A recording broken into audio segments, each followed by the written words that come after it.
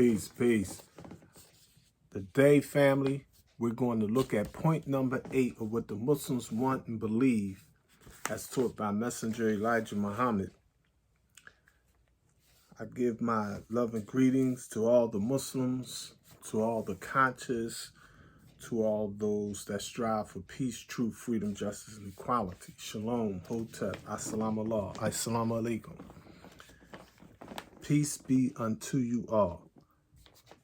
The Messenger teaches us in point number 8, we want the government of the United States to exempt our people from all taxation as long as we are deprived of equal justice under the laws of the land. Now, we just seen the U.S. Supreme Court yesterday. You know, they basically knocking the pillars from under affirmative action. I personally think that Black people deserve affirmative action, need affirmative action, but that's like a Band-Aid on a bullet wound. We actually need reparations, a full and complete reparations. But I don't think our people really understand what it takes to get what we deserve. So I'm going to leave that to the future, because I'm confident that our people is going to get sick and tired of being sick and tired. But I don't think that day is today.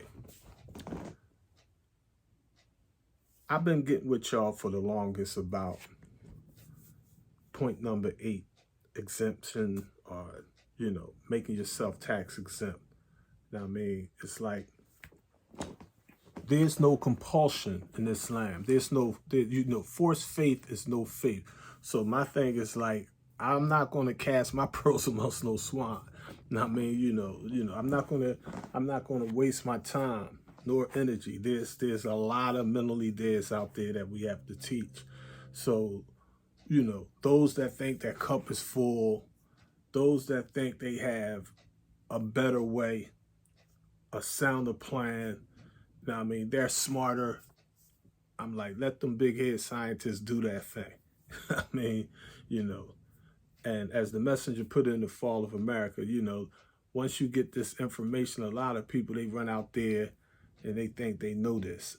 And then they stub their toe and they got to turn around and come hopping back to us. I mean, so, you know, you can't really worry about that.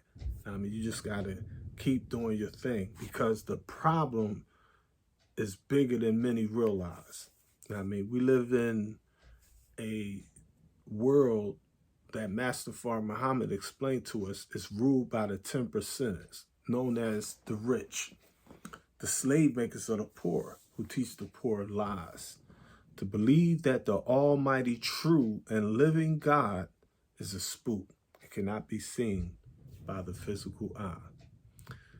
They're otherwise known as fleas or bloodsuckers of the poor. So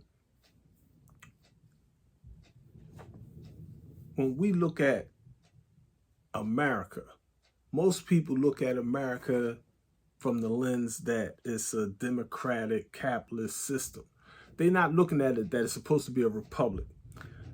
They're intentionally ignoring that colonizers pillaged and stole North America. They stole Central America.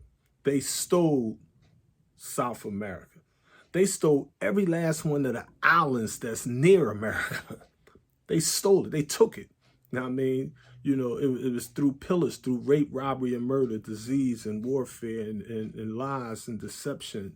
Now, I mean, you know, that's just the reality of how their wealth grew so fast, you know, since the coming of so-called half-original man Columbus.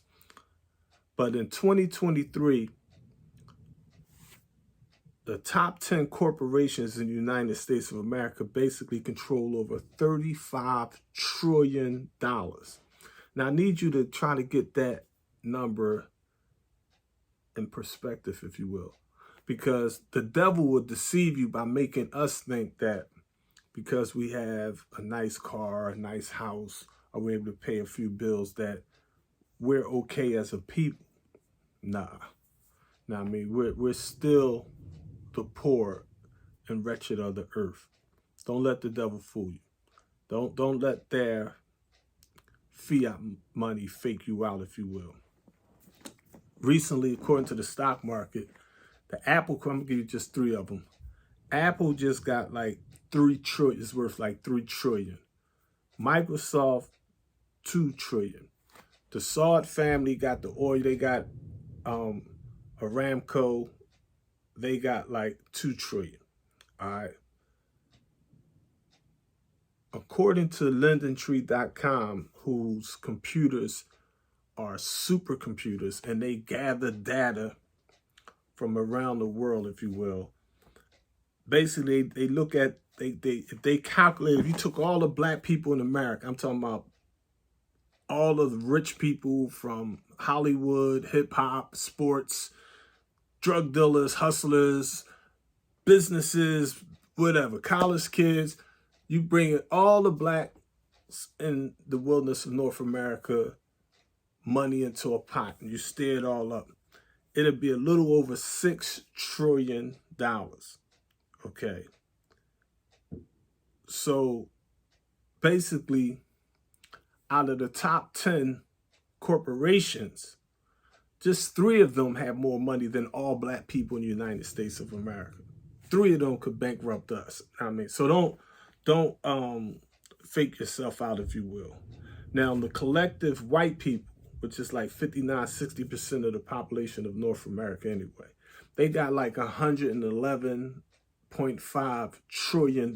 They got like $112 trillion. All right. Their $112 trillion to our $6.4 trillion.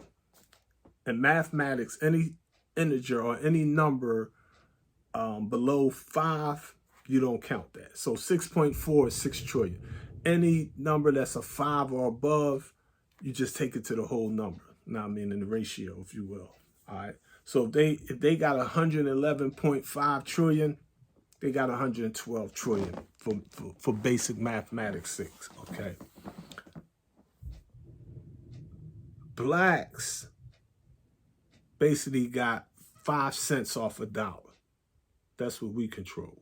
We control like 5 cents off a dollar.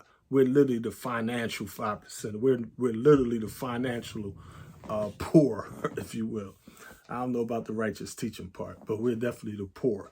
You know what I mean? And living in the wilderness of North America, all of this would dramatically change if we changed our way of thinking. Now, I mean, we think like consumers. We think like subjects. We're programmed by integrationists. We're led by the Democratic Party. I mean, you know, I'm not saying we should go with the Republican Party. I'm saying we should, as the message say, the message of the black man, start your own political party. I mean, you know, build your own homes, schools, hospitals, and factories. You know, it's like our unity is so full of potential. And our lack of unity is so full of hell. Because our people are being misled by misinformation. And it's a challenge for us to be able to, you know, wake up our people. Now, I mean, the best we can do as individuals is each one teach one. Now, I mean, my little thin, tiny, small market, I could teach here and there. Now, I mean, we just came from Philly. I was teaching out there. Now, I mean, I could teach over here. I could teach this brother, this sister. I could write these brothers. I could write these sisters. I could do my little part in the universal order of things. But we need everybody to do that little part. I mean, we need our people to understand that operational unity don't mean that you go join somebody else, that you put on their costume. I mean, you spit the things that they spit. I mean, you can be you. You can do you. I mean, and still have respect and still have operational unity, because at the end of the day, what we're striving and struggling for is freedom, justice, and equality. We're trying to survive Satan's world. And this world is not limited by borders like we're thinking. If you go to the 7 continents on the face of the planet, we're talking about Asia, Africa, North America, South America, Antarctica, Australia, and Europe. These 7 big chunks of land comprise all of the land. 57,255,000 square miles of land, 139,685,000 square miles of water, for a total of 196,940,000 square miles, according to our lessons. The land and the waters are controlled by corporations that don't have black faces as the CEO. The chief operating officers don't look like black, brown, yellow, and red people.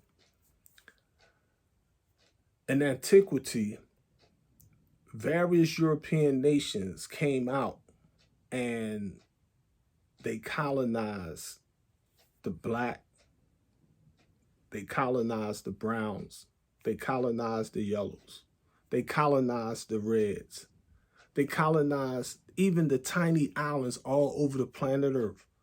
This tiny minority of Europeans, and this ain't some reverse racism. I mean, this is not to say that there's no, bulk of white people that benefit from this, that subconsciously, they know their ancestors did us wrong, and in their life, and then on a conscious level, they try to right the wrongs and do the best they can and try to end institutionalized racism and all of the degradation that comes from that. But at the end of the day, you can't change nature. At the end of the day, as long as those institutions are still there, as long as you have a Supreme Court, a Congress, a Senate, a Justice Department, all these different institutions are tentacles coming from an octopus that was founded on colonization, white world supremacy. No matter where you're at on this planet, I don't care how much money you get, at the end of the day, you will be a slave to the devil. So I want you to remember, family, only the messenger's message is going to guide us through this age of mess. For now, the struggle continues.